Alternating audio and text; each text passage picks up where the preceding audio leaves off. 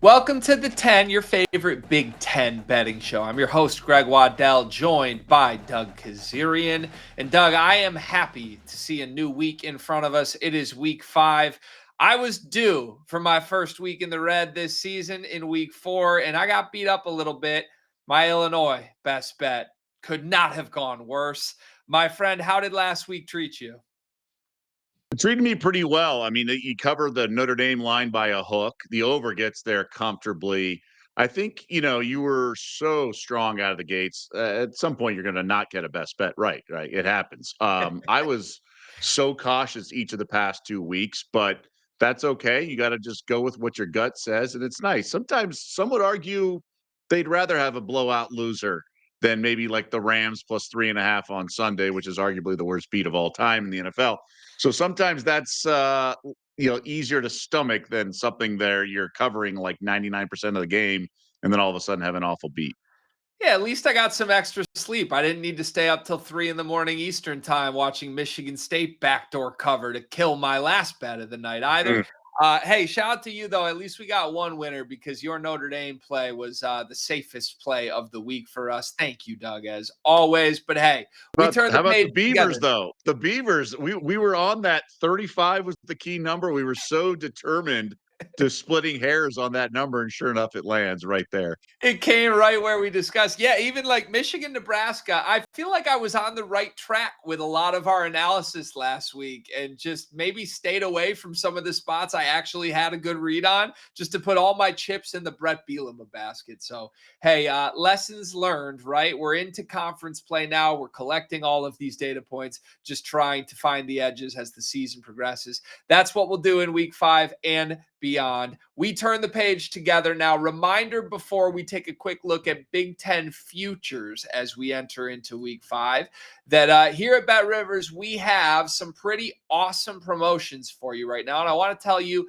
about 2 of them. First, our Bet Rivers football squares. Players who place a qualifying same game parlay of at least $10 on eligible NFL or NCAA football games will receive one standard entry into the weekly squares game. Winning standard squares will be awarded a prize of a $20 bonus bet. You can see the app and the website for more details. In addition to our football squares, we've also got our college football weekly profit boost pack. And if you log into your Bet Rivers app or your betrivers.com account each week, you can opt into a 3-pack of college football profit boosts, including a live boost, a same game parlay boost, and a boost to use however you please. It's one of the best promotions you can find out there. It's all about finding value, maximizing your earning potential. And with Bet Rivers, you've got a couple great ways to do so in week 5. All right. I mentioned we want to talk some Big Ten futures here. Conference play is underway. We've learned a lot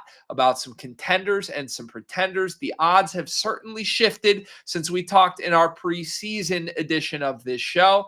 So, Doug, take me through it. Do you see any value on the board with our Big Ten futures right now?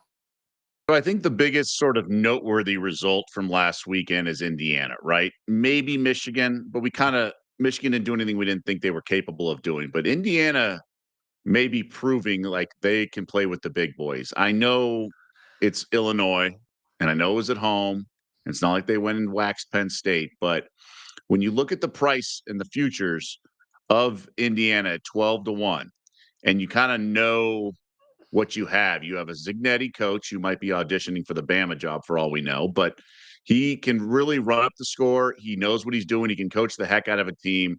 He's legit, and this team is legit. The question is, can they play with the best teams in the conference and beat them, right?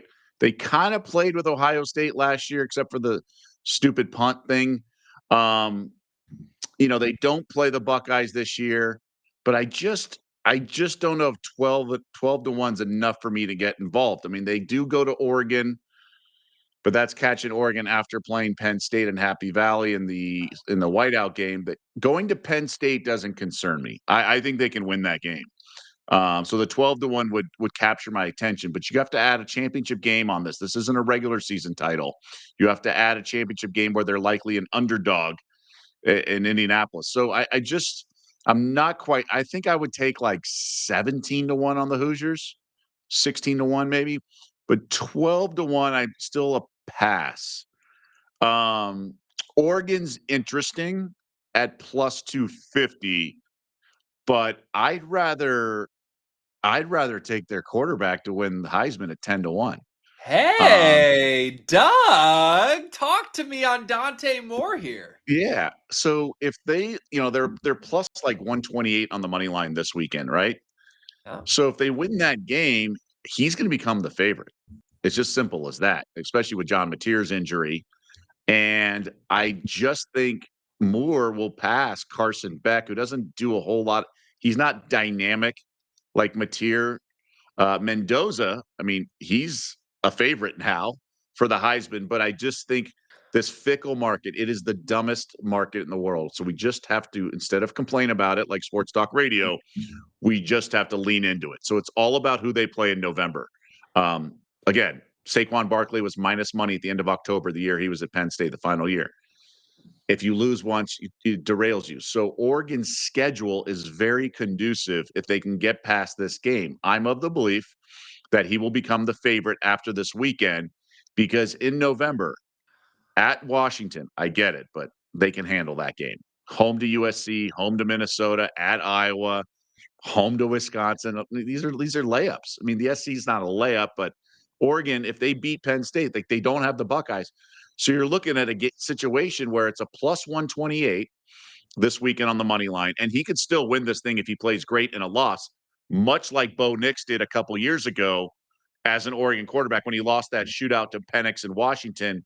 And then he had like 5 touchdowns, whatever it was they just lost by a field goal. And then later in the year, he was the favorite going into the conference title weekend, and then they lost in Vegas, and that's when Jaden Daniels won. So I would just say Dante Moore, if they win, becomes the favorite. Even if he plays great, he stays among the favorites. And then they have smooth sailing in November. All things considered, winning at Washington's not too much to ask. And then you're going into the conference title game, maybe against Ohio State. And I think you just have a good ticket. So that's the only future I would bet. The division odds, not quite. Like I like Oregon to win the title, the Big Ten title. I think they're the best. They might be the best team in the country. I didn't love Dante Moore coming into the season, so that's what gives me a little pause. But rather than plus 225, plus 250 to win the conference, I'd rather take 10-1 on Dante Moore. I think it's the right read. There's immense value there if you're looking for the right angle to play your Oregon belief. I don't dislike that whatsoever. Your schedule point is great. Now, if they beat Penn State and he has a big passing day, 250 yards, 3 touchdowns, yeah, I think you're right. I think he immediately emerges as the favorite. I have some Indiana future thoughts that I'll get to in just a moment. But as far as Heisman goes, I'd just like to say this. Clip me if I'm wrong at the end of the season, folks. Feel free. Fernando Mendoza is not winning the Heisman Trophy. Can we be serious for a moment? He's a good quarterback. Signetti's system rocks. He played stellar against Illinois. Look, Indiana's season is going to go one of two ways here. But if they win at Oregon, I mean, if they win at Oregon, sure, maybe. Then they probably what? They have to beat Penn State too. They've got 2 very difficult games. I think the jury is out on Signetti just from the sense of this. When they play teams that dominate the trenches, that's where they run into trouble. And look, I was as wrong could be about Indiana against Illinois. I'm here to eat crow and put my hand up on that. However, the reason Indiana destroyed Illinois was because they dominated the line of scrimmage. And I didn't see that coming. So maybe I'll be wrong that I don't believe it's going to happen against Oregon and Penn State either. I just think those teams are full of NFL players, future stars, 5-star talents that are bigger, stronger, faster than a few of the players Indiana is employing, that I don't expect that to happen. So the point is, I like the time to buy into Dante Moore because, to your point, Oregon actually has a more favorable schedule than Indiana at this point. I believe Oregon could beat Penn State more than I believe Indiana could go 2-0 against those types of teams. Look, Indiana, I love as a playoff team, but I don't think Mendoza is the sexiest name. Dante Moore is a sexier name, former 5-star quarterback, a guy that I think is still going a little bit under the radar when you consider just how good Oregon has been. And if you do want to back Oregon to win the Big Ten or potentially win something as a team, the odds are just significantly better to back Dante Moore. So I endorse that play from Doug. I think that's a great time to buy in there. I am going to speak on my Indiana beliefs for just a moment. I would not push at 12-1 them to win the conference to all the points that you just spoke to. While we had that up, and you see it on the screen right now, we also show Indiana plus 125 to make the college football playoff. Typically with futures, I do not endorse betting anything that is this short in terms of odds. I like to go big. I think you're trying to get something 10-1 or higher and find the right time to give yourself hedge opportunities down the road. With that said, there are select situations that I think you need to just, I don't know, be adaptive to. And I think Indiana beating Illinois by 53 points is one of those situations. Indiana could go 10-2 and make the college football playoff. I've just made my viewpoints clear. I don't think Indiana's going to beat Oregon or Penn State, but I think they're going to do what they did to Illinois to every other team on the schedule. I mean, I think this team is that good, and this is what Cignetti does. If they have a line of scrimmage advantage, they're going to blow you out. If they don't, they're in trouble. And if they go 10-2, the style points they earned from that win over Illinois are going to matter for this team. I think they get in the playoff at 10-2. For lack of a better way to say it, I think their work here is done, barring a shocking upset along the way. But look, it might have to be this week because at Iowa and Kinnick is really the only trappy game left on the schedule for me. They're going to beat UCLA at home. They're going to beat Michigan State at home. They're going to beat Wisconsin at home. Purdue, not yet. It's at Maryland or it's at Iowa for that third loss. And I just have so much faith in what Cignetti has put together. I was so impressed by what they did to Bielema last week. So I actually have added Indiana plus 125 to make the college football playoff to my card. To your point, if they steal one of Oregon or Penn State, they're automatically in. If they don't, I think 10-2 gets them in with the style points over Illinois. Any thoughts? I hate betting shorts or futures with that short of odds, but any thoughts on the timing to try and scoop up plus money for Indiana? I think it's important to distinguish make the playoffs because a lot of times they're like, oh, I'll take 80-1 and then I can play out of it. This is just a safer play. So I do like plus 125 to make the playoff. But I think it's an open kind of layout. And I think any team can win. I don't think these top teams are that great. And we've learned with the Big Ten winning each of the past two championships, it's not just an SEC invitational. So the Hoosiers at 12-1, I can get behind because Cignetti's a legit coach. By the way, he's a former Alabama assistant under Saban. He knows what he's doing. He's talked the talk, and he's also walked the walk. So he's delivered. And anytime you make a future at this juncture of a season, you want to basically do it before the markets change. And that's what I was talking about with Dante Moore, right? I think they're going to drastically change if they win the game as a 3.5-point dog plus 128 on the money line. So with this case, with the Hoosiers, the domino effect of everything, I think they're here to stay. So 40-1 to win it all and 12-1 to make it is, I mean, I think that's a no-brainer bet.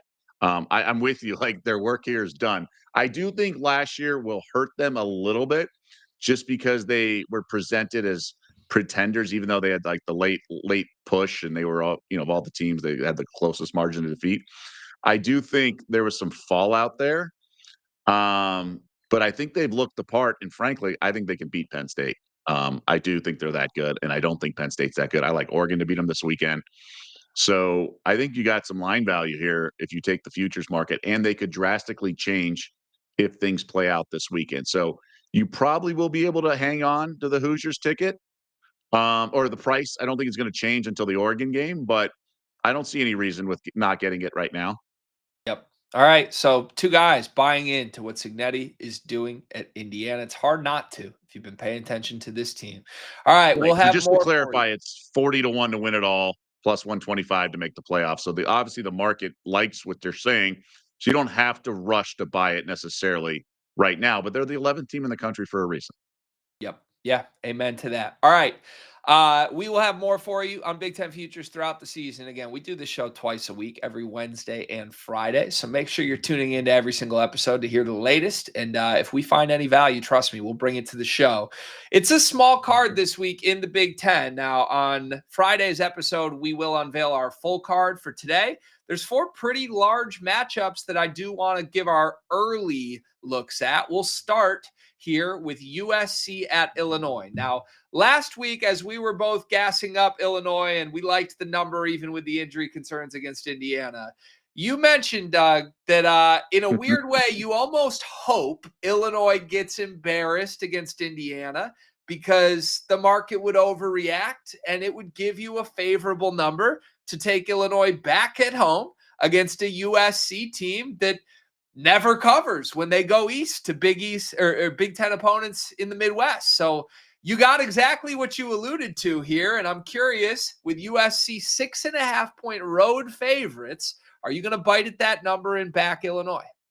I am. It's a very small play. I was disappointed with the Illini's lack of fight, and they got boat raced. They knew it. I actually bet Indiana second half. It was just staring at me. I was like, Zignetti's not going to let up, and this team's not going to fight back. I think Altmaier looked overwhelmed.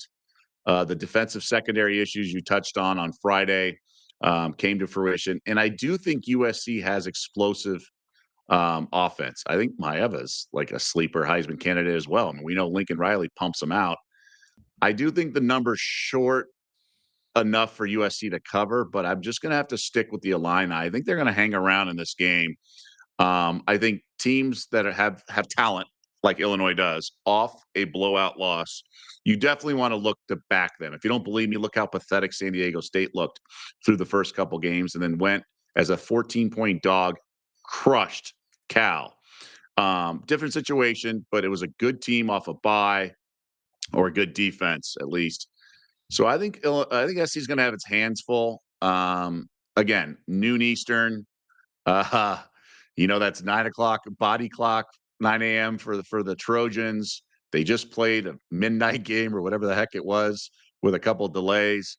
I think this is a tough ass. I think Bielema is going to want to put it to them, but I like the under here. I think Illinois' offense. I think USC's D is improved than it was when it was terrible. They went and got the UCLA defensive coordinator. They've made some changes over the last couple of years.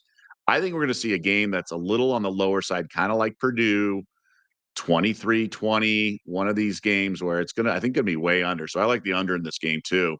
But I think the Illini is the only side you can play here.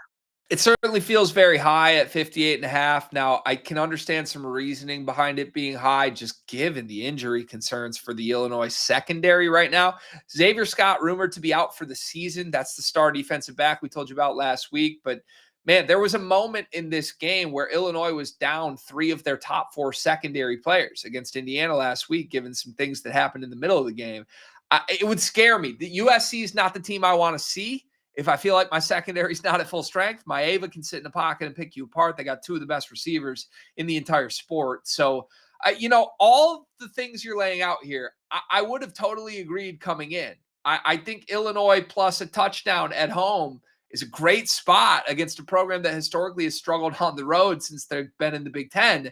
However, I do worry the nature of that Indiana loss. Was it just spirit crushing, quite frankly? And that and the injuries, is it a little too much? So for me right now, I'm doing everything I can to resist putting Illinois plus 6.5 on my card. If we see this number move the way it did last week, you could convince me to take 7, a full 7, and feel like they keep it within a touchdown. You could also convince me that I need to learn my lesson. And if the line keeps moving in favor of Illinois' opponent, it signals that they're hurt, and this is a scary spot. So luckily for me, a few more days to try and assess this. But I think your lean to Illinois is probably the right read if Illinois is the team we thought they were coming into last week.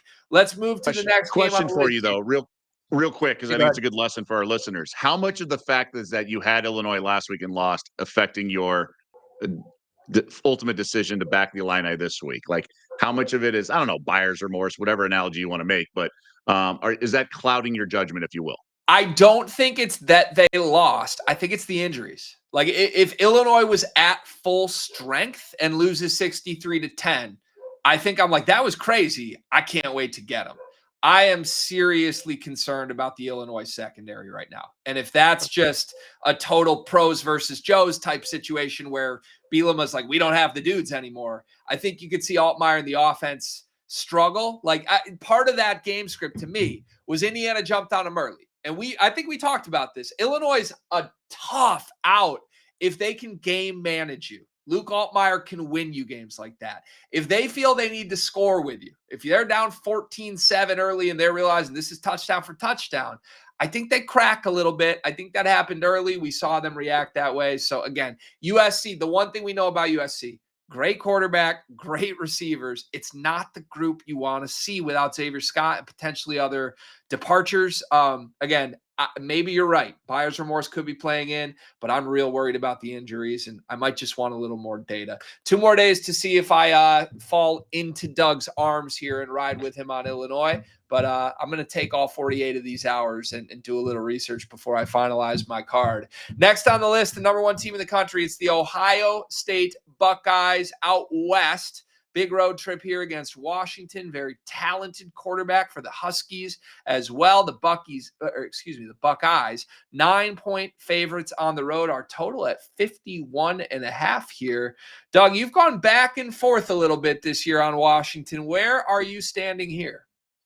I think the line moves right. When it was 7, I was like, that is light. I think Damon Williams is excellent in terms of his upside. I just don't know if it's consistent enough. And this was a little bit of a tight game with the Apple Cup last week in the fourth quarter. Got to 7 several times. And then Wazoo finally showed its true colors. I don't think the Buckeyes are going to be doing that. Um, Washington was off a bye, won the Apple Cup by 35, but very misleading. This was a 7-point game in the second half. I just think Ohio State's going to open up a can on this defense. I think it's a tough ask for the quarterback, being a freshman, to go in to that stadium. But I think with those receivers, especially Jeremiah Smith, it's a low team total. I would be hammering the team. This Washington defense is not very good. I know Jed Fish has pedigree in the NFL. He's groomed quarterbacks. The defense got the Purdue bozo over there, but I think Ohio State opens up a can offensively. I think this is a breakout game for the Buckeyes. This total is way too low in my eyes. Yeah, it's been a weird start to the Buckeyes season. I feel like we haven't really had that statement slaughter Ryan Day Ohio State win against an opponent with a pulse. Obviously, the Texas win was a statement, but I was on Ohio in some cute ways a couple weeks back. The Ohio first quarter plus a touchdown and a few other ways. That game was weird in the first half. Ohio State did create separation late. But, there's enough on film. If you watch the first half of that game, Ryan Day had a lot to work with to try and get through to his offense on, fellas, what are we doing here?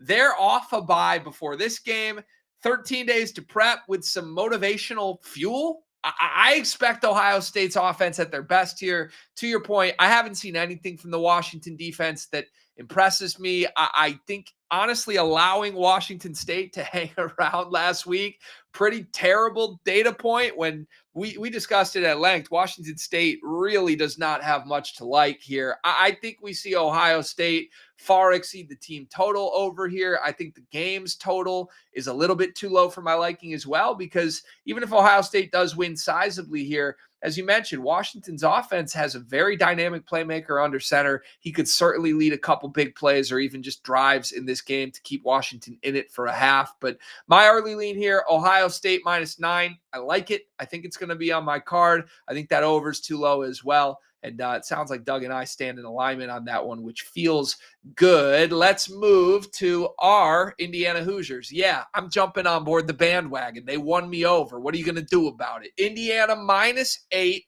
in Kinnick Stadium here. Kurt Cignetti told reporters this week, this is going to be a lot tougher of a challenge than this last game that they played. Whether or not that's a pot shot at Illinois, who knows? Who cares at this point? Take whatever shots you want. I don't know that I agree with him. I haven't seen much from the Iowa offense to make me believe that they're going to pose much of a threat to score against Indiana. The question will be, how can the Hawkeyes defense hold up against a Cignetti offense? But 8 points on the road is a strange line. 49 is our total. What do you think, Doug?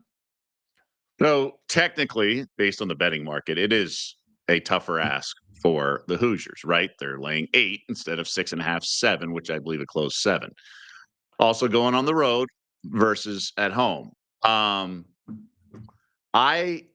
would lay it. I it's hard not to jump on the bandwagon and lay it with what you last saw. Is there going to be pressure with Mendoza being the Heisman betting favorite? Maybe. But Indiana, remember, were they were ripping off wins left and right last year, and everyone, all the sharp money was betting into the Hoosiers because they were expecting regression, and the pendulum's got to swing back the other way, and it really never came. And Signetti had a knack, so we're still in September, and they're still got their foot on the gas. Now, this Iowa team is I don't know, surpassed some expectations the last couple of weeks, but putting up nearly 50 against UMass, which is terrible and was missing about 9 starters. Nothing to write home about. Last week they had the special teams involved, opening kickoff.